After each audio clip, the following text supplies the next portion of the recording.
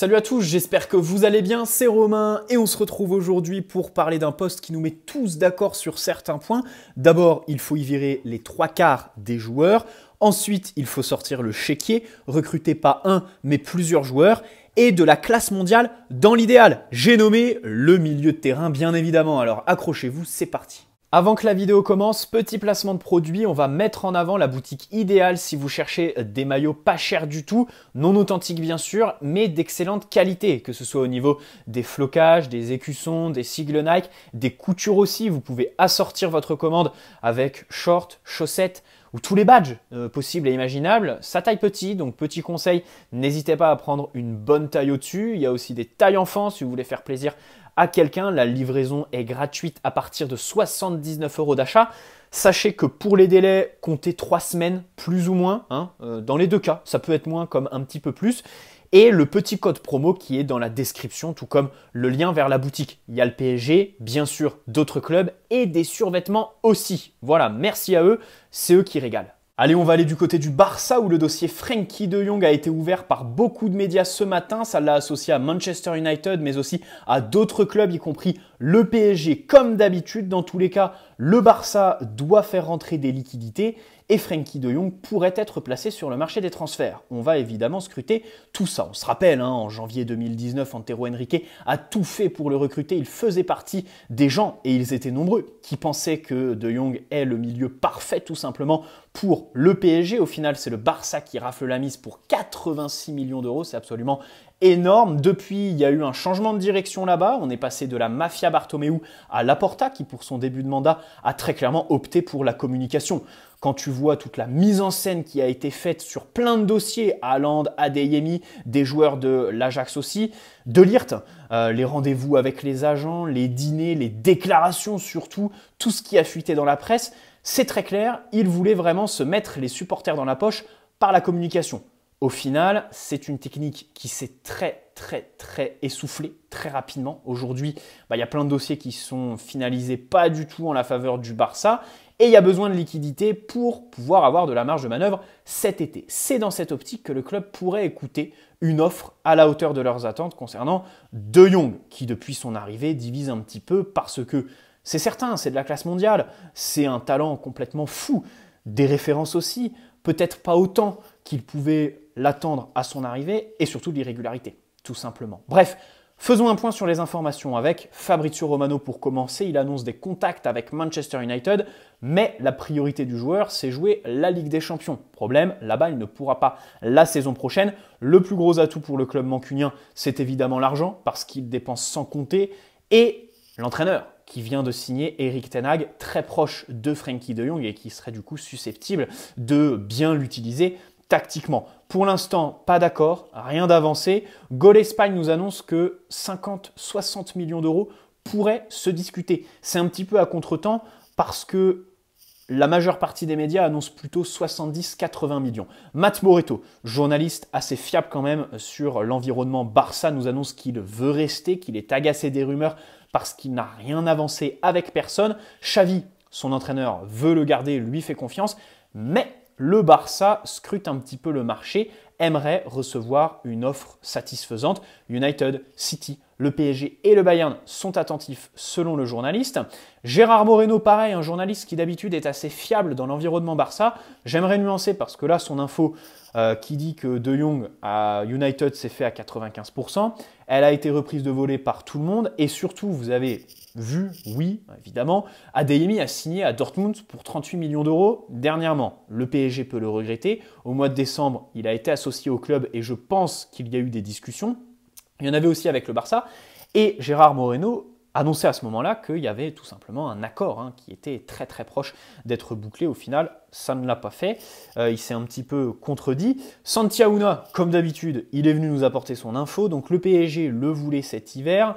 Il y a des discussions avec le Bayern, City et United depuis quelques temps. Le joueur priorise le Barça qui ne le retiendra pas en cas de bonne offre. Et Sport a annoncé que le PSG s'est renseigné, mais qu'il n'y a pas de négociation ouverte aujourd'hui. Voilà, c'était long parce qu'il y a beaucoup d'informations et encore j'ai filtré, il y a d'autres médias qui y sont allés de leur petit papier. En gros, De Jong veut rester au Barça, contrat jusqu'en 2026 là-bas, mais le club, évidemment, sait très bien que c'est un des joueurs avec la meilleure valeur marchande aujourd'hui, qui attire beaucoup de clubs. Donc au-delà de la valeur marchande, c'est un joueur qui pourrait créer un jeu de surenchère entre ces clubs intéressés. Surenchère dont le Barça a été victime, si on peut dire, déjà en 2019, puisqu'avec le PSG, c'était monté quand même assez haut, jusqu'à quasi 90 patates. Bref, aujourd'hui, c'est justement son anniversaire. Il fête ses 25 ans, Frenkie de Jong.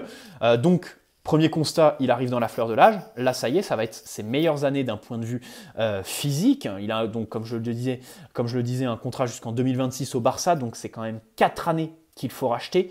C'est pas rien. 70 millions de valeur marchande selon Transfermarkt. Et donc, ça parle justement de 70-80 millions. Seulement Go l'a dit, 50-60 pour le prix. Évidemment, c'est la génération Ajax 2018-2019. On s'en souvient, il rejoint le Barça en janvier 2019. Mais officiellement, ça ne le fait que à la fin de la saison, tout simplement, à partir de juin 2019. Depuis, c'est quand même un petit peu d'irrégularité. Il y a des supporters qui lui trouvent quand même quelques défauts en matière de performance. Après, c'est pas le pire quand tu vois que Sergio Busquets est évidemment toujours là. Mais quand tu vois aussi l'éclosion de certains jeunes, comme le Barça en a l'habitude avec son modèle Masia, tu te dis, bah ouais, en fait, c'est peut-être pas, dans 2 ans, ce sera peut-être pas le métronome du milieu comme on pouvait l'attendre. C'est vrai que c'était un énorme investissement, 86 millions d'euros. C'est surtout un joueur qui a un talent fou en fait, avec qui tu peux avoir beaucoup d'attentes et du coup beaucoup d'intransigeance, être critique à son égard. En plus, bon, c'est une arrivée, on se souvient, la vague des talents de l'Ajax, c'est un petit peu comme ceux de Monaco en 2017, ça entraîne un petit peu du buzz dans les médias, des papiers par rapport à ça. Bref, aujourd'hui, c'est assez mitigé, mais ça n'en reste pas moins un joueur très talentueux qui a toutes les qualités du monde au milieu de terrain, qui a quand même fait de belles choses au Barça dans plein de rôles, relayeur, milieu défensif, quasi libéraux par moment sous Koeman.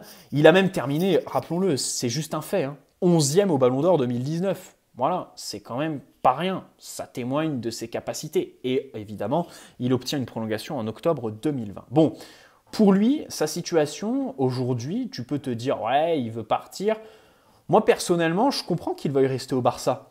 Il y a eu un changement de direction. Il y a Xavi qui est arrivé, qui est en train d'installer une vraie philosophie de jeu, même si pour l'instant, les résultats ne sont pas forcément là. Mais dans tous les cas, il y a quand même de belles perspectives d'avenir. À voir avec le mercato qui va être mené cet été. Bon, déjà, je tiens à prévenir tous les supporters du Barça, faut pas s'attendre à ce que votre président vous a promis, tout simplement.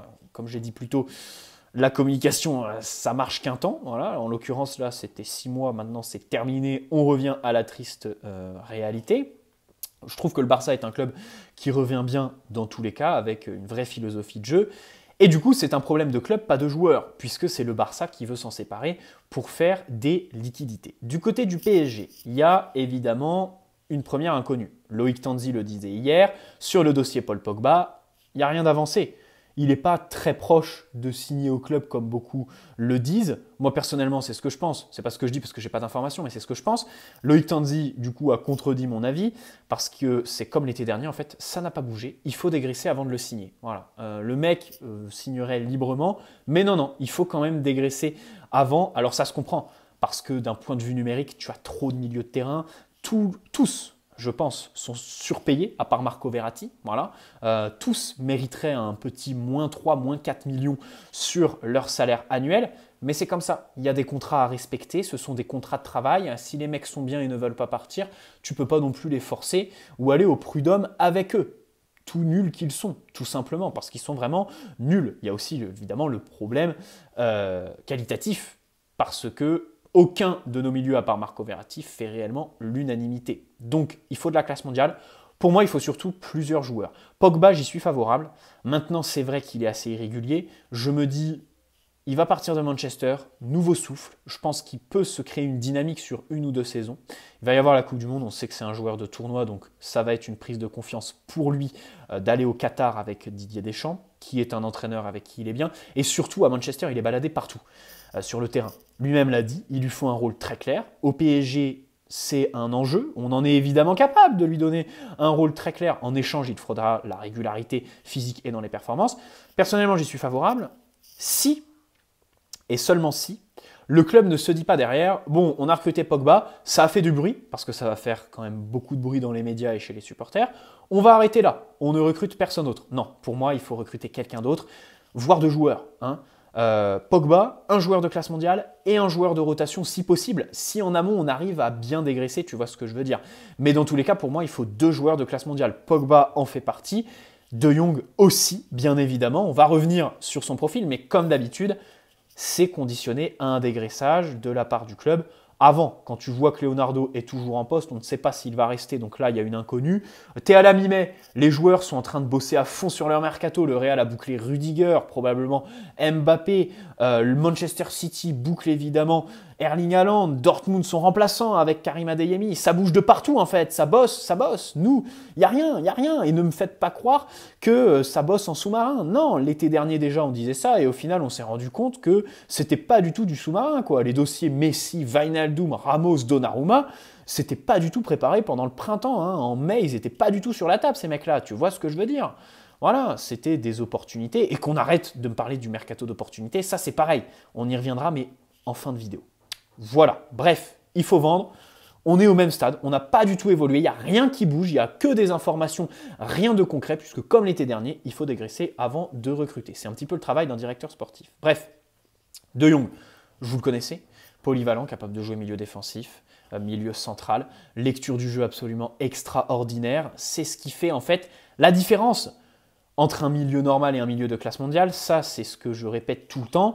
Évidemment, un milieu qui scanne 5-6 fois le terrain avant de recevoir le ballon sera tout de suite moins fort et une classe en dessous d'un milieu qui le scanne 8 à 9 fois.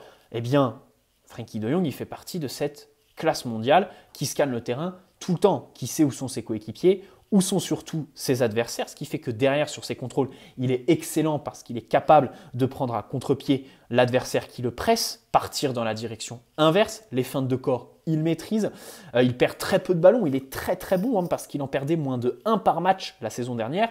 Ça, c'est une stat qui est valable en Liga, mais aussi en Ligue des Champions.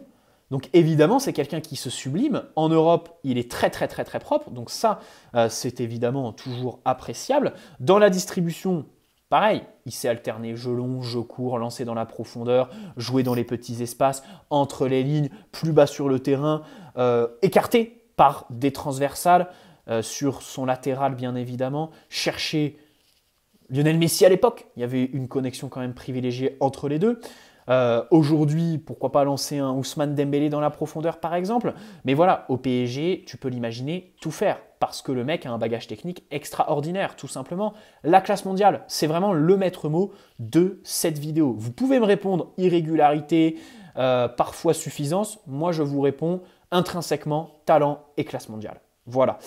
C'est un joueur petit, donc comme Marco Verratti, le centre de gravité est bas, donc il est très agile pour conserver le ballon.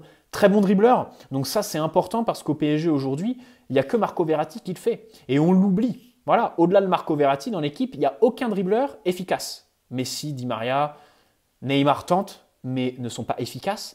Mbappé tente, ok, bon, Mbappé, vas-y, je le mets avec Marco Verratti parce que c'est vrai que dans le dernier tiers, il élimine très très bien son latéral. Mais sinon, au milieu, personne ne tente de dribble. Danilo, Gay, même Paredes. Hein. Paredes ne dribble pas beaucoup. Il va jamais au 1 contre 1 avec son adversaire quand il a le ballon au pied. Tu vois ce que je veux dire? Il y va que quand c'est l'adversaire qui a le ballon, pour aller le tamponner, pour aller le récupérer au 1 contre 1 et faire parler son agressivité. Tu vois ce que je veux dire? Donc là, évidemment, Frenkie de Jong t'apporterait là-dessus parce qu'on ne va pas oublier les dribbles quand même. C'est quelque chose... Alors oui, au PSG, on a très souvent croqué un petit peu trop là-dedans, mais dans tous les cas, voilà, au milieu de terrain, je trouve, alors c'est pas la priorité absolue, mais c'est quelque chose qui manque, un dribbleur au milieu de terrain, dans l'axe et dans la densité que mettent les équipes tout simplement en Ligue 1. Bon, il fait progresser le ballon, hein, les passes verticales, comme je le disais, en profondeur. C'est quelqu'un qui évidemment va toujours de l'avant. Je ne vous fais pas de dessin, ça, il n'y a pas besoin de s'y éterniser. Vous savez tous qu'on en a absolument besoin. Défensivement, il est très propre. Alors, il se différencie de Marco Verratti parce qu'il tacle assez peu. Lui, c'est vraiment le genre de mec qui pense, école U11, U9, tu apprends ça dans ces classes-là.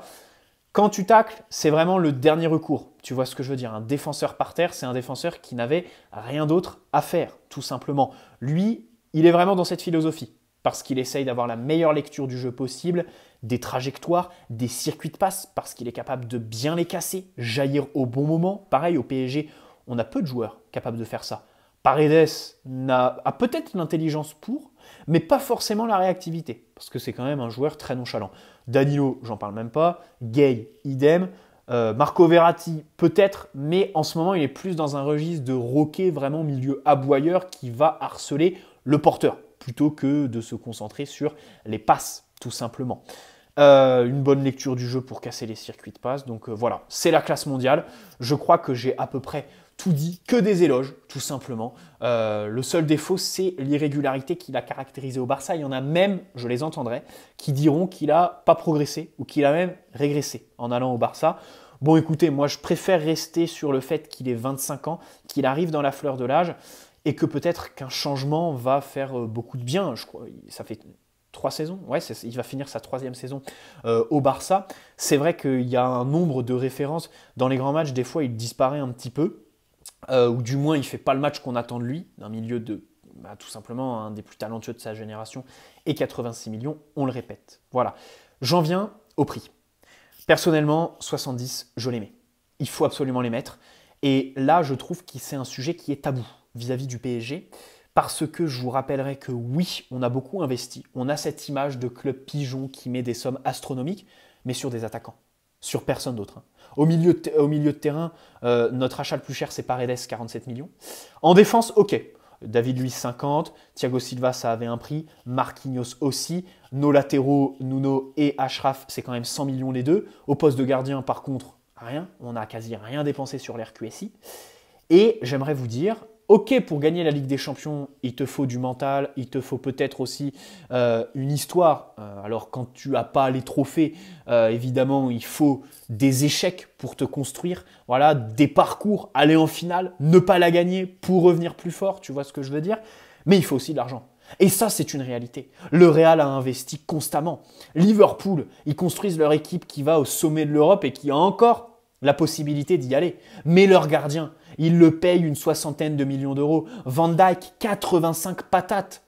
Au final, c'est le métronome en défense. Au milieu, Fabinho, 60. Tu vois ce que je veux dire? Alors oui, Mo Salah, par exemple, c'est que 40 millions d'euros. Mais sinon, il y a eu plein de recrutements sur une 60aine de millions d'euros. Alors oui, c'est un recrutement en fonction des profils et pas en fonction des statuts. C'est là qu'ils se différencient du PSG et qui sont du coup bien plus efficaces. Ils ont un directeur sportif qui marche très bien et qui s'entend bien accessoirement avec son entraîneur. Mais dans tous les cas, il y a le chéquier qui est toujours là. Manchester City, aujourd'hui, si c'est une équipe qui tactiquement n'a quasi aucun défaut, encore plus depuis la signature d'Erling Haaland, c'est pas un hasard. Leurs latéraux, ils ont mis une 60aine de millions d'euros par unité. John Stones, c'est 60 millions d'euros. Ruben Dias, c'est 70. Au milieu de terrain, Rodri, c'est 60 ou 70, je crois, c'est dans ces eaux-là. Voilà, le gardien, pareil, c'est une somme astronomique. En attaque, bon, j'en parle même pas. Grealish, 110. Mahrez, 70. Bref, c'est des exemples très concrets pour vous dire qu'en fait, au PSG, on pense qu'on a investi, mais on a mis 200 millions sur Neymar et enfin 400 millions sur les deux. Derrière, on était complètement pris par le fair play financier. Paredes, 50. Et derrière, rien. Gay, c'est 30. Krikoviak, c'est 27. On recrute Cabaye en 2013-2014, c'est 25. Verratti, c'est 12. Stambouli, c'est 8. Sinon, c'est rien. Tu vois ce que je veux dire? Alors qu'en attaque, eh ben, il n'y a pas de secret. Tu veux un joueur qui score tout de suite, tu veux de la classe mondiale. Bingo, Di Maria, 65. Cavani, idem. Mbappé, 180. Neymar, 222 millions d'euros. Tu vois ce que je veux dire? Tu vois ce que je veux dire? C'est un mot, je suis désolé. C'est vrai que j'ai remarqué ce tic, je le dis tout le temps dans les vidéos. Je suis désolé, avant d'enregistrer là, je me suis dit, il faut que tu fasses un effort et que tu ne le dises pas. Bingo, je viens de le dire 2 fois d'affilée. Je suis désolé, c'est vrai que j'abuse. Parce qu'on m'a fait la réflexion dans l'espace commentaire récemment. Donc moi, je mets les 70 millions sur Frenkie de Jong. Voilà ce que je voulais dire dans cette vidéo. J'espère qu'elle vous aura plu. Évidemment, avant cela, il faut un dégraissage. Du coup, tout ce que je dis sert un petit peu à rien parce que tu as toujours tous tes nullards et tes mecs qui sont surpayés au milieu. Bref, dans tous les cas, on espère que ça va bosser, que ça va changer. J'ai très très peur. J'ai très très peur quand je vois qu'il n'y a eu aucune décision de prise et surtout quand je vois les autres clubs qui sont en train de s'activer et tout prendre en fait. Ce qu'il y a sur le marché des transferts, c'est très simple. Haaland pour remplacer Mbappé, Rudiger par exemple, ça aurait pu être une bonne opportunité. Adeyemi aujourd'hui, c'est celui que je regrette le plus parce que vraiment, dans le cadre du remplacement d'Mbappé, ça aurait été un vrai bon coup. Tout simplement parce qu'au-delà de la classe mondiale, pour moi, il y a deux facteurs. Il faut recruter de la classe mondiale et il faut recruter jeune. Frenkie de Jong, 25 ans, on le considère un petit peu comme jeune, même si lui, c'est plus la fleur de l'âge. Mais quand je dis jeune, c'est vraiment 21, 22 ans, comme Nuno Mendes, comme Achraf Hakimi, comme Donnarumma, pour construire la colonne vertébrale de la future décennie. Bref, ça c'est un truc que je me tue à dire dans quasi toutes mes vidéos. Très bonne soirée à tous. N'hésitez pas à poser un like si cette vidéo vous a plu, vous abonner si ce n'est pas déjà fait, et puis on se retrouve très prochainement pour de nouvelles aventures. Ciao les amis, prenez soin de vous.